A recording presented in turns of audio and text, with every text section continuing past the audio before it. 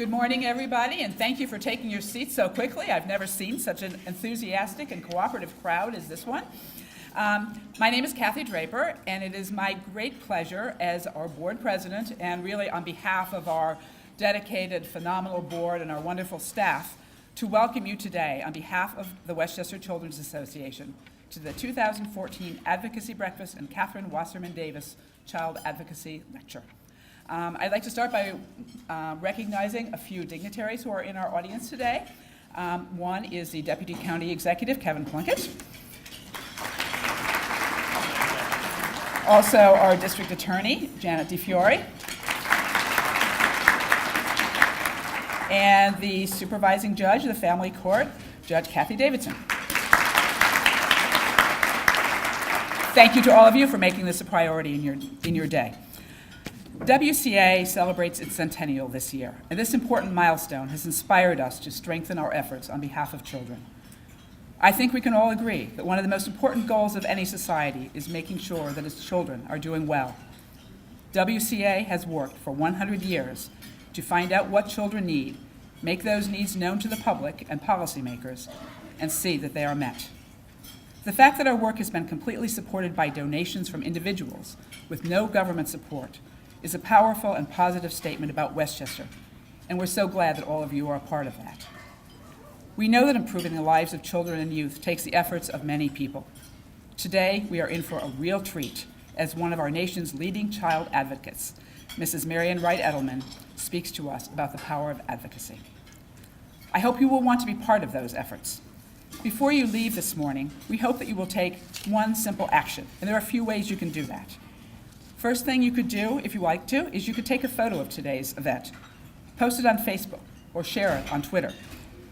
You can participate in our online advocacy about the New York State budget that's now being shaped in Albany. On your table, you'll find a petition. You could sign that. Or you could use your phone to take a picture of the QR code in your program. And if you're older like me, you may not know what that is. So on the inside of your program, there is this little squiggly-looking box. You need to download an app to use it. Somebody younger can help you if you don't know how to do it. But that is a QR code, and you need a reader app on your phone, and that will link you to a site where you can send an electronic message directly to our legislators. Very cool. Or you can share the link with your friends and colleagues through email or social media. Again, if you do those things. Or if you're like me, you can do it the old-fashioned way. You could actually sit down and write a letter to your elected officials about the topics we discussed today and other issues regarding children that you care about. So thank you for coming, and now it's my great pleasure to introduce Cora Greenberg, WCA's Executive Director.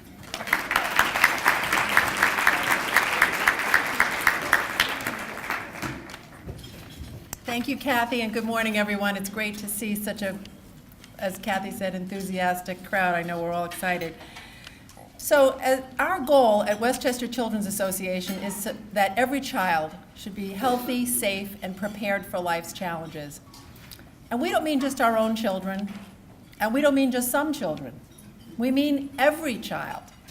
And as Kathy said, the reason we do that is because it is fundamental to a healthy and successful society that children have the opportunity to develop their full potential. This is crucial for their future, and it's crucial for our future as well. Since children's well-being is affected by so many factors, WCA is a multi-issue advocacy organization. That means that we focus on whatever the most pressing issue is for our children and youth as we see it. We work, over the decades, we've worked on issues in education, early childhood, juvenile justice, health, just to name a few. And that is one of our great strengths, is that we're able to respond as the needs change and as issues arise. Like the children for whom we speak, WCA is nonpartisan, and as Kathy mentioned, we're free and independent from any government funding. That gives us a lot of credibility and a lot of strength. 3 key things you should know about our work. First of all, it affects thousands of children. Because we're working to change systems and policies, when we succeed, we are making a huge difference. And our work changes the status quo in Westchester. When we've changed a policy, it means that that will go on into the future. And finally, we're able to stick with an issue for as long as it takes to make a difference, and that is a great strength that we have. So here in our centennial year, we're focusing on strengthening 3 key aspects of our work that have helped us be successful so far. We are using our data that we collect, hopefully with more accessibility and more usability for our audiences, and you'll see an example of that on your tables, our latest Children by the Number data bulletin. We're leading conversations to try and create a shared vision among community members about what children need. And many of you here today already participate with us in various coalitions and task forces, and if you aren't and you'd like to, or you'd like to have us come and speak to a group out in the community, please let us know. And finally, as Kathy said, we want to mobilize more people to take action. So please do that today. Sign our petition, go online, find an action that you can take to make life better for children. Before I end, I do want to recognize, because I see a couple of our county legislators here with us who we forgot to mention. Mary Jane Shimsky, representing what district?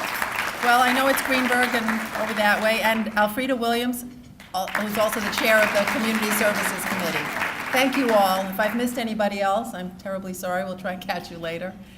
But again, be inspired. That's why you're here today. We want you to be inspired. We want you to be mobilized. And then don't leave it there. Do something when you leave here. Take an action, whatever it is in your sphere, to help children have a better life in Westchester, and we will all be much better off for that. So now it is my great pleasure to introduce a valued board member of Westchester Children's Association, Barbara Holland, who will introduce our keynote speaker.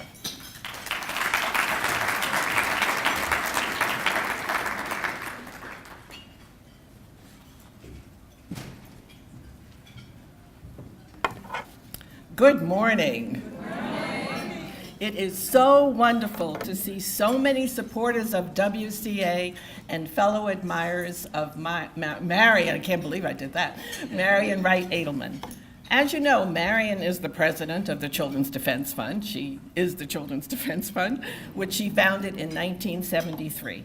She has devoted her entire professional life advocating for disadvantaged Americans.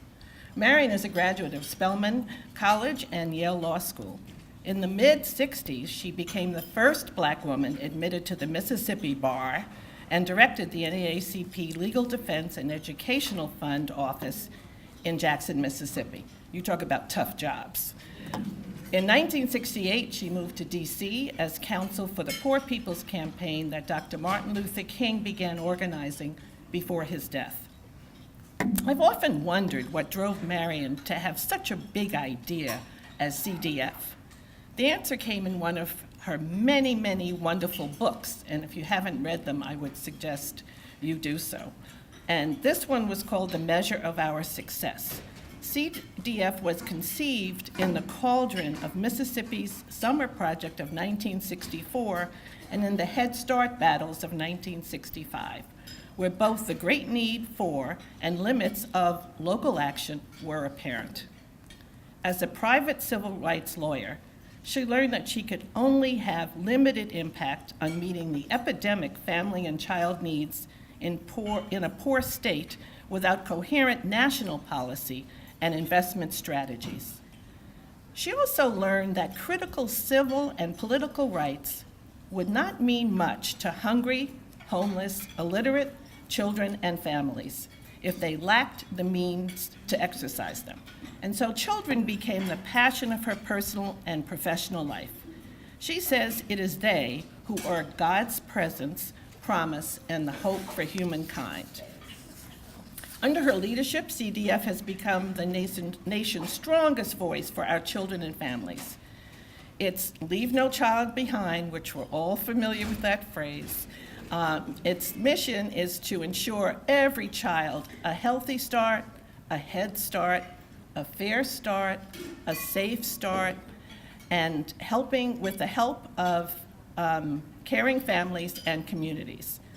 It's a mission I, and most of you, I'm sure, totally support, and is the reason why I returned to the board of WCA, which works at the county level to ensure all children are healthy, safe, and prepared for life. At Yale, she was the first woman elected by alumni to be a member of the Yale University Corporation, on which she served from 1971 to 1977.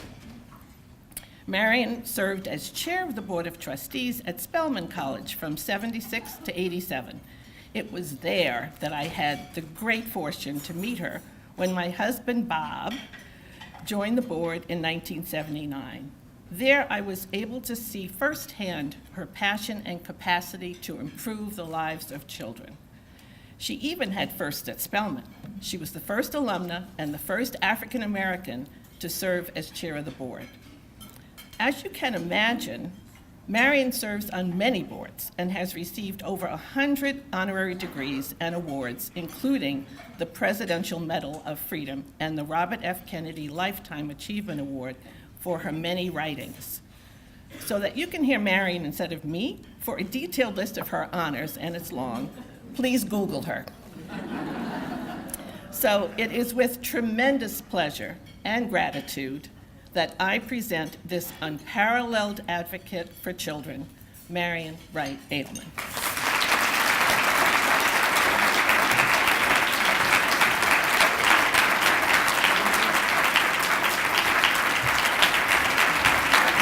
Thank you. Thank you, Barbara. Sit down. It's too early to start. Thank you very much. I'm very happy to be here. I thank Barbara and Bob Holland, the Spelman man. I'm just very grateful that I got to know them. And I want to just thank this wonderful organization. On your century celebration, CDF celebrated its 40th anniversary last year, and our 45th, if we count the Poor People's Campaign, which is our parent organization, the Washington Research Project. And you know, I actually thought we'd be out of business by now. And we're working harder than we've ever done, and I just thank you for your staying power. I thank you for your very good publications. I had a chance to read them coming up. I thank you for recognizing the structural problems and the policy sides of things so that we need to create a level playing field, which is what the American promise is and America's dream. There should be a level playing field for every child. But while you're doing that, you're also trying to pull individual kids out to help them meet the odds. And I like you addressing the needs of the whole child. So, in the context of family. So I just thank you for your witness, for your work, for your advocacy at the staff and board level. And I'm just delighted to be here. And I want to recognize, are my Freedom School children still here? Just stand up there. Just stand up. I just love having young people here. And I thank you for... We have, I'm so grateful for the leaders of these Freedom Schools. We have 185. We need to have thousands, because we are not competing with the drug dealers and the gun dealers and the people who are pulling children astray. And children need to have positive alternatives to the streets, and the churches and synagogues need to open up their doors. I'm glad that we've got 4 synagogues. We have the Reformed Synagogue in Charlotte and in Los Angeles have started Freedom Schools because we're trying to reweave the fabric of community, and 1/3 of our Freedom Schools are in churches. We need to open up these doors, and we should have positive programming like Freedom Schools with role models, college students, so that they can see what they can become from their own communities, but with first-rate curriculum that prepares them for college. But more importantly, the bottom line is that they understand that they can make a difference. And all the books are chosen around the theme, I can make a difference in myself, in my community, in my school, in my nation, in my world, and that they know that they're not citizens in waiting. And in the books that are chosen, include those of what children did in the Civil Rights Movement. We want to empower them, and we want to ground them in their history, and we have it's Afrocentric, but it is also, we have a Latina curriculum, and I'm most pleased that we have 6 Freedom Schools now in secure juvenile detention facilities. And you know, children will live up or down to your expectations. And we have no right to give up on any child. And we're going to be in New York tonight celebrating children who are beating the odds and what they are doing despite homelessness and violence and abuse and abandonment by adults. One counselor, one school person, you've got a superintendent here, and I'm very pleased to see him. One caring adult reaching out, and I want to just do a shout out to grandmas who are holding a lot of homes together. Can make a huge difference. But I just thank you for your staying power. This is a job and a mission for marathoners, and so I just want to again salute your board, salute your staff, but they need your ongoing support. This is the Lord's work for a voteless, voiceless constituency is very hard work. And it's going to be our undoing if we don't win. So you've got the most important mission in the world, and I'm just delighted to be here to affirm that. President Mandela said that we owe our children, the most vulnerable citizens in any society, a life free from violence and fear. And I know you had Jack Shonkoff here last year or recently, and I love it. When I went up to sort of meet with Harvard Ed people, and he had discovered the toxic, he figured out what was going wrong, what they had put a name to what was going on with inner city children who were subject to a lot of violence, and he said it's called toxic stress syndrome. I said, you all just discovered that? These children, but if Harvard has now discovered it, we are now really going to be moving in some new directions with some new divorce. I'm a great fan of Jack Shonkoff's. He's really wonderful. But we've now got to do something about it, and that's a part of what I think we're about. And we're all going to have to get out of our comfort zones. And we're going to have to keep stretching ourselves. And it's much more complicated to bring about change today with a fragmented media, with total political gridlock, with individualism run amok. And so we're going to have to figure it out, because if we don't figure out what we're going to do to save our children, we're not going to be able to save our nation's future. Pope Francis, I love. I can now hide behind him, too, on a lot of things. I love all, he's wonderful. He says that a population that does not take care of its elderly and of children and the young has no future, because it abuses both its memory and its promise. 50 years ago, President Johnson announced a war on poverty. He said that many Americans, unfortunately, live on the outskirts of hope, some because of their poverty and some because of their color, and all too many because of both. Our task is to help replace their despair with opportunity. This administration today declares unconditional war on poverty in America, and I urge the Congress and all Americans to join with me in that effort. It will not be a short or an easy struggle. No single weapon or strategy will suffice, and we shall not rest until that war is won. The richest nation on earth can afford to win it. We cannot afford to lose it. And although you're going to be hearing a Ryan budget, and you're going to hear all the toxic rhetoric coming out of Washington and on some of our TV networks about how the war on poverty has been a failure, I think you ought to tell that to all the 46 million Americans who are dependent on food stamps to keep the wolves of hunger away. You should look at the millions of Americans, most of whom are working, who are benefiting from the refundable child tax credit and the earned income tax credit. You should look at the young folk who've come through Head Start. I loved the first time I met Head Start at Harvard. I thought, and we've got a big job to do to teach history and to teach context. And I was sitting there talking at a Harvard Law School class about Head Start, and a kid held up his hand and said, "What's Head Start?" But then another kid held up his hand and said, "I'll tell you what Head Start is, because that's why I'm sitting here at the Harvard Law School today." And they're all over the place. And we've got to get out our success stories, because Head Start has been a major impetus for leadership and for young folk getting a heads up, and who are now being successful rather than dependent on society, the Child Care Block Grant. You've got a lot of things, and you will see there's a new Harvard Education book coming out next month. And Jack Shonkoff has a chapter in it, but we've looked at the last 40 years during CDF's era, but more importantly, we're looking forward to say, what have we learned, what have we achieved, where do we go to the next step? But getting that next set of steps done is going to require a movement. And a very complicated terrain, but we've got the power to do it. It has to involve young people, it has to involve women and grandparents. Movements do not start in Washington. So don't get caught up in that rhetoric and all the negativity. Just get out here and do your voting, do your organizing, do the things you're doing, reach out constantly, and let us also focus on getting one big thing done a year for children in our states. We are all off in too many directions.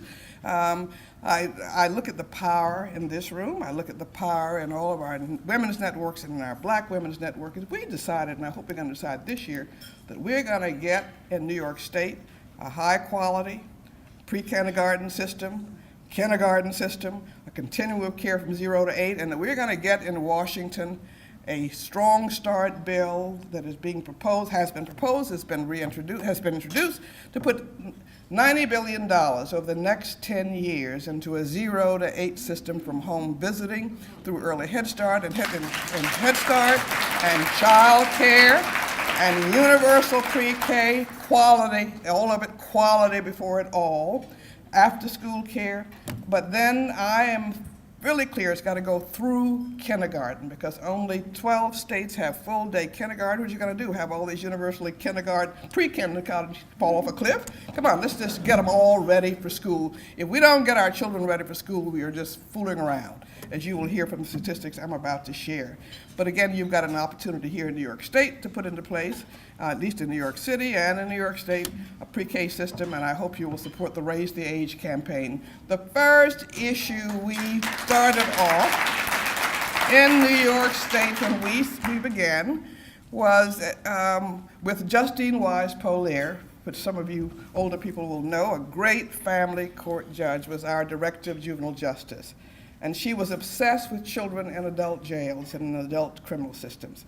And she sent a staff member out to 500 jails, found kids in all kinds of circumstances, but she tried to raise the age in New York State. Here we are. How many years later is this now? But I hope we're going to win it this year. And I'm glad that there's a commission that's been appointed and that you in North Carolina will come into the next phase of where we're trying to do. But I hope you will support the Raise the Age campaign, and I hope you will support universal PreK. We can't afford not to do both of these things. And we've got to break up that cradle to prison pipeline that is sending 1 in 3 black boys, if they were born in 2001, to prison in their lifetime, 1 in 6 Latino boys to prison in their lifetimes if they were born in 2001. I mean, I say it every day, and I cannot believe I'm saying it, and that we've got so little sense. It's states are spending on average 2.5 times more per prisoner than for public school pupil. That's a really dumb investment policy, to say nothing about it being a really poor human policy and moral policy. But we've got the power in this room and in rooms like this across the country to change it. And when people say, what drives me, Barbara, I do what my mom and daddy did. I just do it on a different scale. I do what my community elders did, and I always feel so lucky to have been born who I was when I was at the intersection of great events and great leaders. And the message was always, don't matter how bad it all is, because the message of my childhood in a rural southern town, segregated town, was that I wasn't worth very much as a little girl, black girl.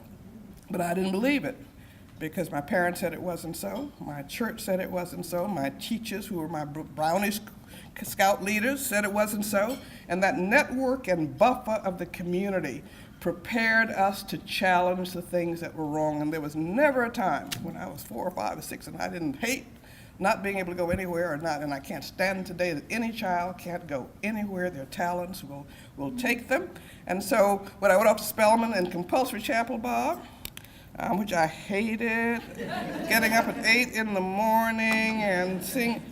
And they used to take away your grade point average, quality points, if you didn't come to compulsory chapel. But that's where I heard Dr. Mays, and I heard Dr. King, and I heard the great speakers, all of which again said, get educated, and then you give back, because service really is the rent you pay for living. And when I got to be chairman, I don't know if you remember this, because the first thing I tried to do was to reinstitute compulsory chapel, because they put it aside, and we used to have it back down for freshmen. It's not as often, it's not every morning, it's not Wednesday prayer meeting, it's not Sunday. But young people need to be connected to their past, they need to be connected with what's important to adults.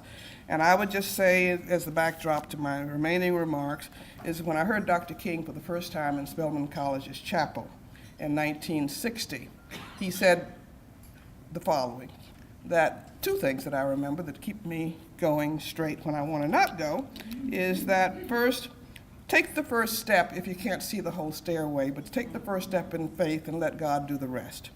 And so I think that having that faith, which is why I just want to remind us these days when it looks like transforming change is going to be impossible, it isn't. You just do the right thing and take that step and stick with it. And if enough of us begin to do that, you're going to get that second transforming movement in this era to put the social and economic underpinnings beneath the civil rights. And we can do that. So just have faith you can do that. And the second thing he said was to keep moving forward. He says that If you can't fly, you drive. If you can't drive, you run. If you can't run, you walk. If you can't walk, you crawl, but you keep moving forward. And I am deeply afraid that we are moving backwards in America, and it lies with our children. I'm so terrified of what is happening to children of color, who are going to be the majority, are already the majority of our children 2 and under, and you see the demographics in this county, every place. Almost half of New York State's children are children of color. Black, Hispanics are the largest group. And so we've got to begin to understand that we've got to deal with the fact that we have a very big child crisis, but this means a very big national crisis. So your work in this organization is very important. Every 5th child, 16.1 million children, is poor. And we've got about half of those children living in extreme poverty. And the poorer they are, the younger they are. I mean, this is just in these early years of greatest brain development, the science has come a long way in your last 100 years and in our last 40 years with people like Jack Shonko. And I mean, how can we let this happen with babies and toddlers? They have no politics, but they are our most cost-effective and important investment, and yet we're wiping them all out, and many of them, which is why I can't say with enough urgency the need for a high-quality early childhood system, which we can get done this year and next year if we just decide to do it. I want you to go to our website. I want you to look and see who's on those bills as sponsors and not co-sponsors. We've only got 2 Republicans. They're both not going to come back to Congress next year, and they're from New York State.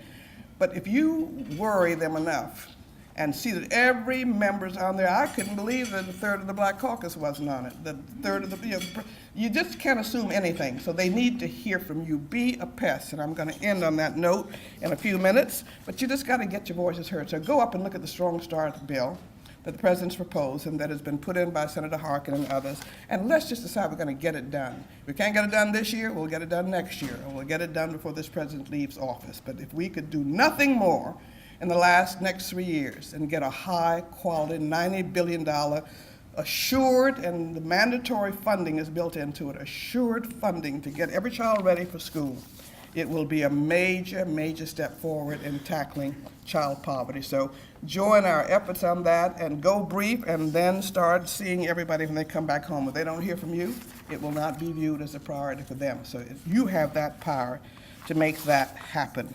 But the greatest threat, in my view, to America's economic security, national security, military security, rests with these children today. We're moving backwards.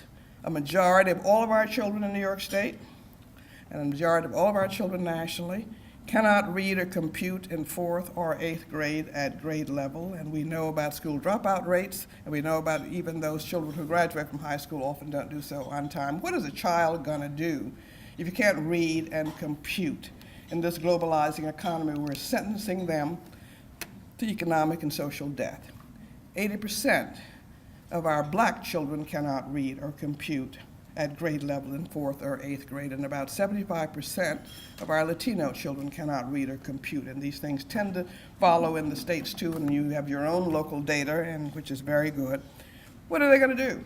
We're moving backwards. On our watch, we're letting this move backwards after all the sacrifice of the civil rights movement, where people did all these things in order to see that their children could have a better life, can't have a better life without a good education, and they're not getting that. 74% of our recruits 17 to 24 can't get in the military because they cannot read or compute, meet literacy levels, or obese, or have other health problems, or have prior incarceration rate. What kind of military are we going to have in a voluntary way if you can't maintain a strong effort? The poverty rate, majority of our kids, and again, as we become blacker and browner, and which is a wonderful opportunity to see whether this American dream can really live in a world that is majority non-white.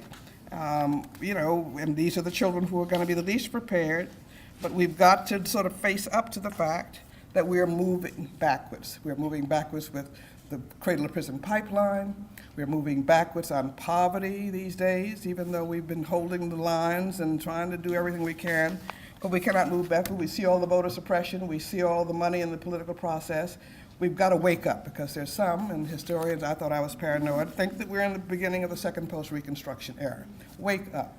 Dr. King was very depressed in the last days, and he was at a party, a gathering right before his death, when he said he was really worried about the future of the nation. We were in the middle of the Vietnam War. We were forgetting about poverty.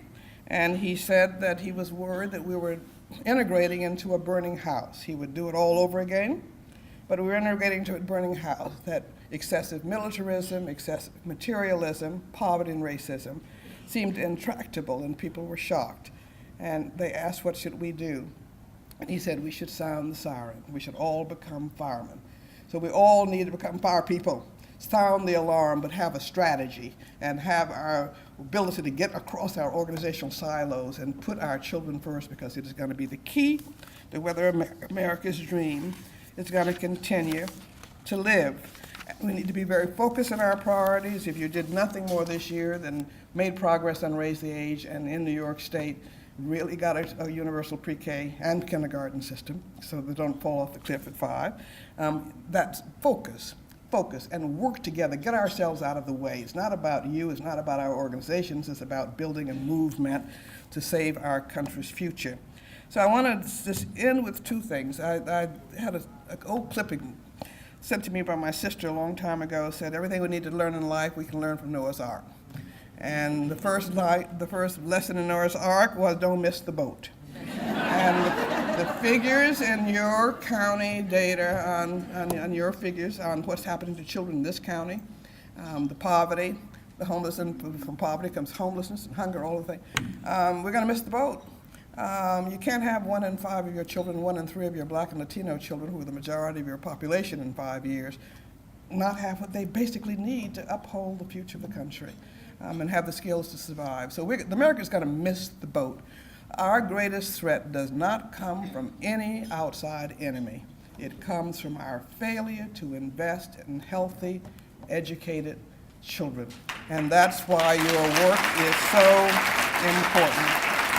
The second big lesson from Noahs Ark is we're all in the same boat. And all those folk who think they can write off all of these Black and brown and Latino and children and poor white children, there are a lot of those too. We don't get it. God did not make 2 classes of children. And we've got to make sure that we affirm the sacredness of every child and give them what they need in order to realize their own potential. And so, we're all in the same boat. And there are a lot of folk in Washington who don't get it, but we can make them get it if we become really insistent lobbyists and advocates. Third lesson is plan ahead. And we're not very good at that in our next quarter quick profit culture. It wasn't raining when Noah built the ark. And that's where your faith has to come in. And that's where you just have to go keep putting the building blocks of what children need in place in our school systems and our community. So don't ever get discouraged. Just cry a little while and get up and start all over again. But you're doing the most important work in the world. And we've seen an enormous amount of results from the millions of children who now have a permanent home and adoption and who are now getting food that didn't have it. We've got a long way to go. But you've made a difference. But now we've got to make a bigger difference. So just don't give up. Don't be worried about critics, okay? You don't want to be criticized. Don't do anything. Don't be anything. Don't say anything. That's about the point. Just be clear about the importance of your mission. If you've existed for 100 years, you're very clear about the importance of your mission, and it's more important than ever. Let's get over the me syndrome and the silos. The Head Start people sometimes don't talk to the child care people, don't talk to the PreK people, don't talk to the after-school people. Come on, folks, it's about children. Children don't come in pieces. And so we have to address the whole thing. And so Noahs Ark said, make sure you travel in pairs. And I say make sure you travel in groups of community folk who are committed to the children in that community. And we can't do it without folk at the community level bubbling up to Washington and bubbling up to Albany. And so just make sure that we are working together and are not trying to be lone rangers. We don't go very far. Lesson 6 is my favorite. which is remember that the Ark was built by amateurs, the Titanic was built by professionals. And I love that, because we keep thinking that experts and politicians are going to solve all of our problems. It's people like us. It's mothers and fathers and grandmothers. The people who started the civil rights movement were people on the ground who wanted their children to have a better life. They were sharecroppers. They were young people. They were risk takers. All those folk who said they'd march with Dr. King did not march with Dr. King. And we should remember that Dr. King did not make the movement, he responded to the movement. He didn't initiate a single campaign. He responded to what happened. They were looking for Ms. Rosa Parks. Ms. Rosa Parks was looking for an opportunity. Joanne Robinson, I'm doing a series on black women behind the movement. And they've been simmering, and a lot of people have sat down before Mrs. Parks, but they were waiting for the right test case. But if you go back and look at all the civil rights movement that took place, it was always out of the community. It finally had enough. And then Dr. King could come in and he could encapsulate our dream and help lead that dream. But it was people who build movements. It was Miss Maybertha Carter in Sunflower County, Mississippi, who came to me about 6 months before I was about to leave Mississippi, say, would you mind, I want to file a lawsuit. The Sunflower, Mississippi was one of the meanest counties. It was Senator Eastland's county, very virulent segregationist. But she said, she was a sharecropper. She and her husband Matthew had about 12 children. But she wanted her last 6 or 7 or 8 children not to be sharecroppers. So she said, I want to sue to exercise my freedom of choice. And I said, yes, ma'am, Miss Maybertha, you know what that means? She said, yes, ma'am, but I want my children to have an education, have a chance to make it. So we sued, we won, and threw out Mississippi sham freedom of choice. And Miss Maybertha put her children, her last 8 children, in the Drew, Mississippi public schools. They were the only black children in that class, in their classes for a number of years. I cannot describe the hell they went through. The harassment they went through. And she used to talk about how she'd pray that yellow school bus home, and she'd pray it off in the morning, but they stuck. And they all graduated from high school, and then they all went on to Ole Miss and Mississippi State and became college graduates, the last ones.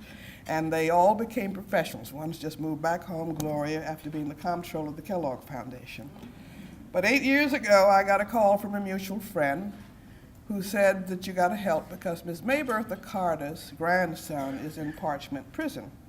And I said, not Ms. Maybertha Carter's grandson, not after all that sacrifice, not after getting pushed off plantations, not after getting shot at, not after going through endless harassment, not Ms. Maybertha's grandson. Well, he is there, he was there, he's out now, but like thousands of young black men. How in one generation on our watch could we let this go backwards? Wake up, and let's begin to reroute our children to college and to career and to work and to hope.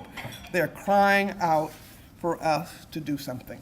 And that is the challenge today. And again, you've got the history, you've got the skills, you've got the networks, the potential, we've got the models, we know what to do to have high expectations for children. And black and brown and poor children can do anything any child can do if we expect them to do it and give them the supports to do it. So let's just get about the business of spreading as many freedom schools and celebrating as many children who are beating the odds and training them, as we're trying to do down at Haley Farm, to be the next generation of servant leaders. Children will live up or down to our expectations. And let's take them to vote with us so that they learn from the beginning that voting is important, and let's be good examples as good citizens, as good advocates, and let's empower those children. That's really very important. Let me end with 2 things. I want to just end with Sojourner Truth, whom I love. My 2 role models were Harriet Tubman, and I wear them all the time, and Sojourner Truth. These were brilliant but illiterate slave women. Harriet Tubman said that she couldn't read a book, but she could read. She didn't wait, but she could read the stars and find her way to freedom. And when she got to freedom, she didn't say, oh, I'm free. She went back to bring other people to freedom with her. And we need to remember that leadership is not about just ourselves. It's about empowering and building others as we think about it. And we have no right to leave those behind because it was the sacrifice of so many that got so many of us there. But Sojourner couldn't read either. but she remembered everything she heard, and she was a brilliant, eloquent speaker. And my favorite story came one day when she was heckled by a white man in the audience who said he didn't care any more about her anti-slavery talk than for an old flea bite. And she snapped back at him and said, "That's all right, the Lord willing, I'm going to keep you scratching." These are hard issues. These are complicated issues. They are embedded in very deep-seated birth defects in our founding. We had the right American dream. It is still the right American dream. And all of our struggles over the past 2 centuries has been trying to affirm what was in the Declaration of Independence, that all men and women are created equal. And we had the right rhetoric, but then we established it on Native American genocide, on slavery. Money won out. On the exclusion of all women, on exclusion of non-property white men and women. And that's what our struggle over the history has been with civil rights, and we've got to face up to these defects but overcome them. And we overcame a number of them in the civil rights movement. We've got some more to come because there are some people who are trying to turn back the clock. And we've got to recognize it, be alert, and stand up and provide that counter voice. And that counter voice to break the cycle is through our children and making sure that they are going to be prepared for the future. What an opportunity we now have with all of our twos being children of color. In 5 years, all of our children are going to be children of color. And we need them to be educated. We need them to be healthy. We need them to feel valued so that they will value the country and honor our values. We need them if the American dream is going to realize fruition. And we need them, so we've got to break up that cradle-to-prison pipeline. We've got to stop this gun violence. It kills or injures a child every half hour. I cannot believe the obscenity of gun violence that relentlessly snaps out the life. We've got to stand up and just say no more, because the counterpart is let those whose voices are sort of out there win. We cannot let them win. I want to end with a prayer. It's not mine, but she lets me fool around with some of her words. It's Anna Hughes's, because I think that the main thing is to always remember that every child is our own, and that we can't protect our own children without protecting other people's children. And there was a Harlem father that I tell the story of often who had only one son, and he invested everything in him, but he decided because it was getting so violent, he was going to move out into the suburbs. And as luck would have it, that child got caught in a crossfire in a suburb and was killed. And the father was absolutely distraught. And his friend said to him that he had done everything he could to be a good father, and so he should not be hitting himself all over that his child had been shot to death. And the father said, "No, I didn't do everything I could because I did not pay enough attention to other people's children." There are no hiding places as Newtown, as Columbine, as Aurora, as Phoenix. We have got, if we're going to save this country, stand up for other people's children. So I just want to end with Anna Hughes' prayer for children, which I love very much. She's down in Knoxville, Tennessee, and she said we pray, and I say we pray, but we're going to stand up and build a movement for all of our children who sneak popsicles before supper, who have put holes in their math notebooks, and who can never find their shoes. But we're going to recommit in this wonderful organization with all this wonderful talent and power in this room to praying and standing up and accepting responsibility for children who can't bound down the streets in a new pair of sneakers, who were born in places we wouldn't be caught dead, who never go to the circus, and who live in an X-rated world. Let us commit and recommit to praying and building a movement for children who bring us sticky kisses and fistfuls of flowers, who hug us in a hurry and forget their lunch money. But let's also pray and get ready for the next century. But we're going to be out of business in the next century. Get ready in the next decade to stand up and get that movement for children who never get dessert, who have no safe blanket to drag behind them, who watch their parents watch them die, who can't find any bread to steal, who don't have any rooms to clean up, whose pictures aren't on anybody's dresses, and whose monsters are real. Let's commit again today in this wonderful organization's presence to accept responsibility and to do even more for all those children who are our own, we know, who spend all their allowance before Tuesday, who throw tantrums in the grocery store and pick at their food, who like ghost stories, who shove dirty clothes under the bed and never rinse out the tub, who get visits from the tooth fairy, who don't like to be kissed in front of the carpool, who squirm in church or temple and scream in the phone, whose tears we sometimes laugh at and whose smiles can make us cry. But let's also renew our commitment to do everything we can to work with each other and to focus our efforts on the big policy changes and on also the individual reaching out our hands to those children whose nightmares come in the daytime, who will eat anything, who have never seen a dentist, who aren't spoiled by anybody, who go to bed hungry and cry themselves to sleep, who live and move but have no being. Let's recommit to praying and standing and building a movement for children who want to be carried, but also for children who must be carried, for children we never give up on, but also for children who don't get a second chance, for children we smother, but for children who will grab the hand of anyone kind enough to offer it. I thank all of you who've come here today, who've been offering your hands to children, who have been standing up for children. But now let's stand together and stand stronger and stand more courageously and build the movement our children and our nation has to have. And I thank you from the bottom of my heart.